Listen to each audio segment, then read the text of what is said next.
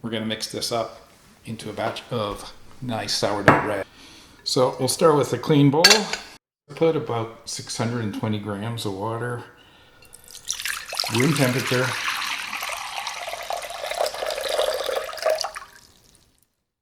And measure in 200 grams of active starter.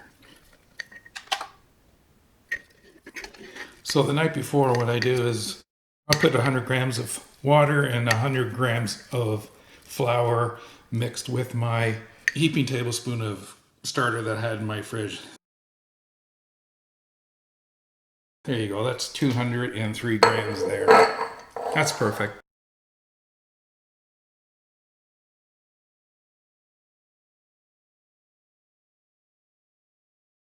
Now I'll add 900 grams of bread flour or all-purpose flour, and you can substitute part of that with some multigrain flour. I'm up to 400 now. I like to give it a little stir before I put all of it in.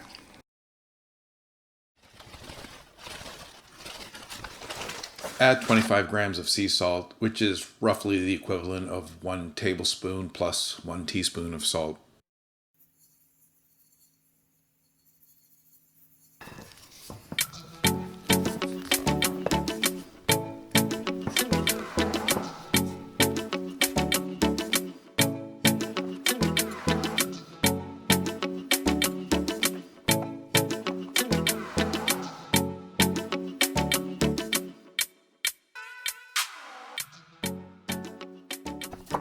I just make sure there are no dry lumps.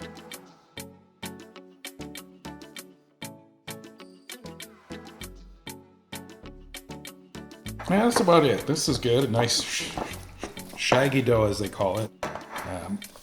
It'll come together over the next little while.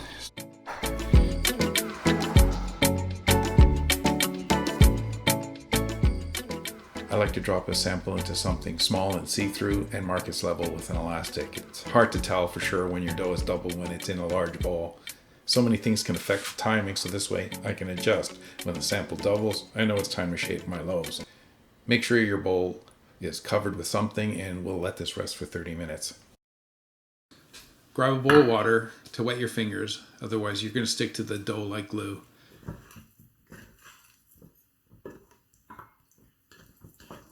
Release the dough from the side of the bowl. You should notice quite a difference in your dough already. It's no longer a shaggy mess like it was half an hour ago. Give your dough about a dozen stretch and folds, which develops its gluten network. Just stretch it until it resists. Don't tear it, and just fold it over itself. It will resist more and more with each stretch.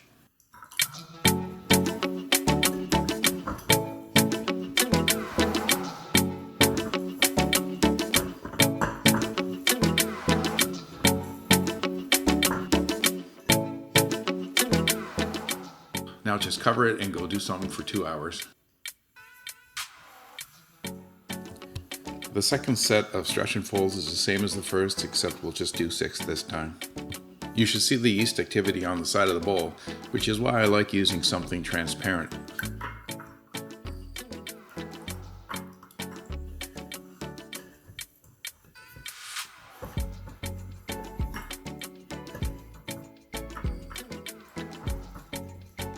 You can see how much this loaf has grown, and it feels quite different after fermenting for only 2.5 hours.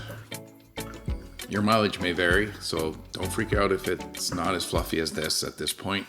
My starter was quite active today, and I caught it at its absolute peak. Remember, we took a small sample of this at the beginning, and if it hasn't doubled in size after 5.5 hours, we can always add time at the end. And vice versa, of course. We can shorten our rest period at the end if we need to. Now we get another 2-hour break before we wrap up the bulk fermentation and do our pre-shape.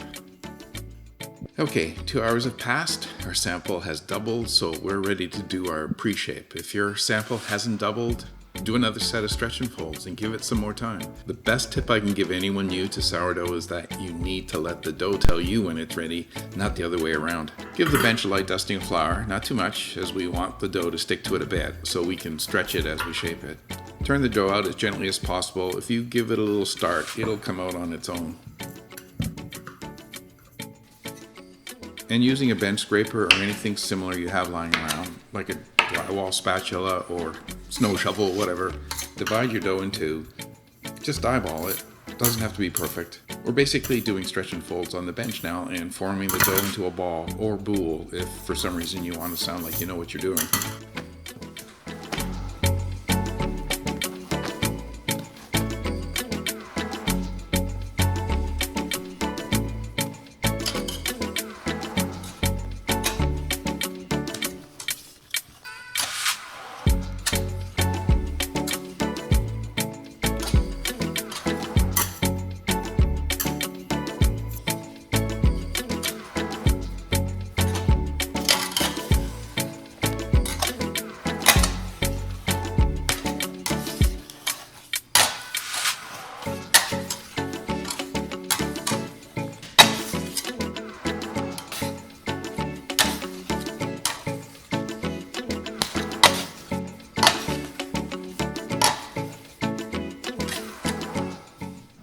They will start to relax a bit. Lightly dust them with flour so your tea towel doesn't stick to them, and we'll give them a 1 hour bench rest. I'm going to use one Benetton with a liner and one without today, just to mix things up. The liner makes it much easier to get the dough out, but the unlined Benetton leaves beautiful markings on your final loaf. I do recommend using a liner for your first few times though. Oh yeah, and if you don't have a Benetton, use a bowl with the tea towel, it'll work just as well. Our final shape is identical to the pre-shape, just repeat the process.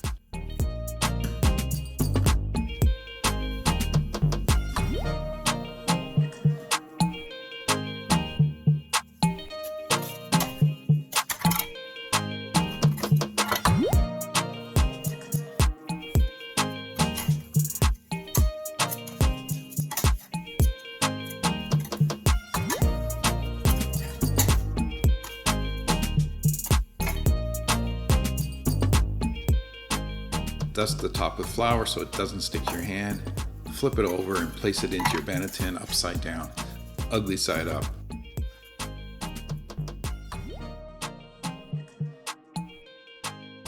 Cover the Benettons with plastic bags, put them in the fridge for the night or a couple nights if you want. The fridge retards the fermentation and your bread will develop better flavors during a long, cold proof. It's great for working around your schedule. And that's it for the prep. We'll bake these tomorrow. Okay, our bread's been proofing in the fridge overnight and we are ready to bake some bread. First thing I do is take it out of the fridge and turn my oven on. So let's do that. Let's get it out of the fridge. I like to turn the oven on around the same time because I want the oven to preheat for about 45 minutes. So it gives us a chance to warm up a little bit. I don't want to take it out too early because it's ready to bake. It's done, it's proofing. And I keep a bag over it just so it doesn't dry out. Some people say don't put the bag because it creates a humid environment and it will make it sticky, and it does do that, but I find that it dries out a little bit if I don't have it on, so I'll live with the sticky. I like to take the top off, and I feel it just heats through a little bit better. Again, optional. Get that nice and hot, and when it's ready, we can start baking. Okay, so we're ready to put it in the oven. Just wanted to show you how, like it's a little bit jiggly. It's got a lot of air in there, so you're expecting a pretty decent loaf of bread out of this. So I'm going to just use a pizza peel. You can use cookie sheet, or you can just turn it over right into the cast iron pan. It's just that it's hot and you got to be really careful. But anyway, let's do it.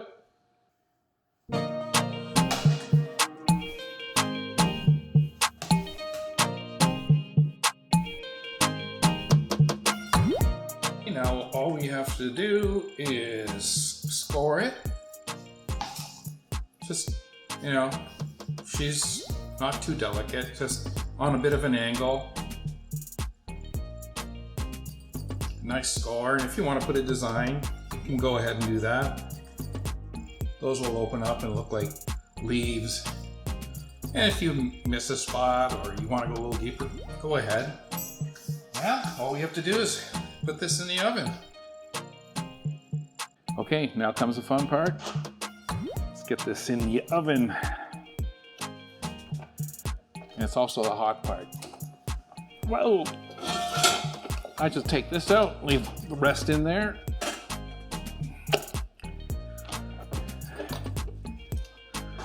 Just be careful.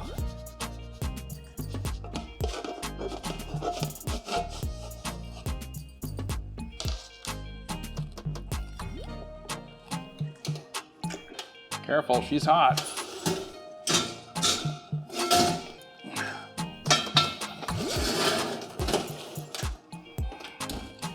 Now we just set a timer for 15 minutes, and then we'll take the cover off. All right, it's been 15 minutes, so it's time to take the cover off.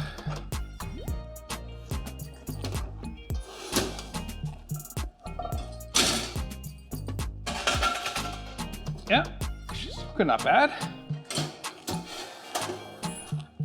Now we just put it back in uncovered and set the temperature to 375 Fahrenheit or 190 degrees centigrade.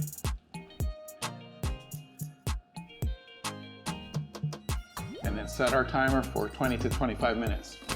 If it's your first time trying sourdough bread and I give you that range of 20 to 25 minutes after we take the cover off, and you're not 100% sure whether it's done or not, you can tap on it, you'll hear a hollow sound, or if you want, you can take an instant read thermometer and probe it right through one of the crevices so no one would even see that you marked it.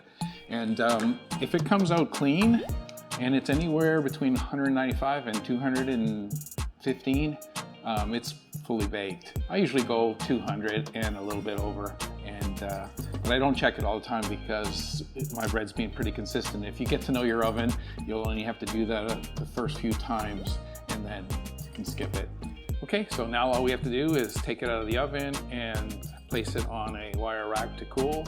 You want to leave it for about an hour, which of course is the hard part because the smell is just amazing and you want to cut into it. But if you plan ahead and you know that you're gonna use that bread at supper time, then time everything so that you take it out of the oven at least an hour before dinner.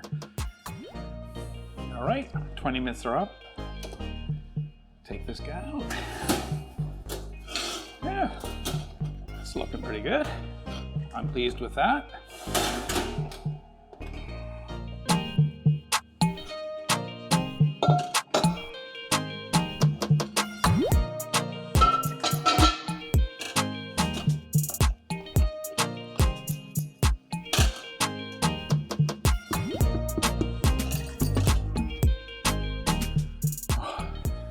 We'll cut into this as soon as it cools.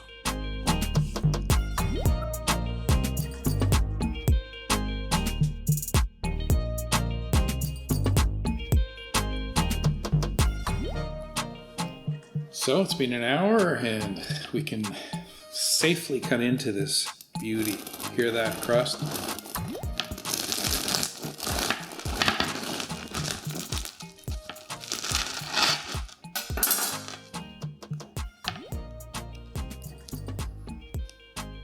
Beautiful. So what I usually do is I'll put half like that and that keeps it from drying out, and I will cut slices like this.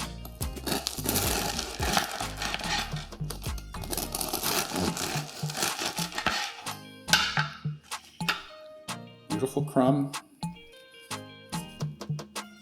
Smells heavenly. And let's taste it.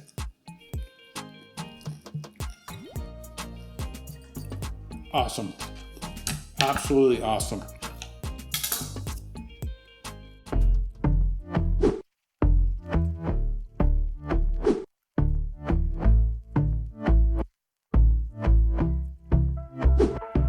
And I've been chillin', watching the ocean with you. Baby up with a slow motion crew. And we up in our cloudlands when people change. but not us.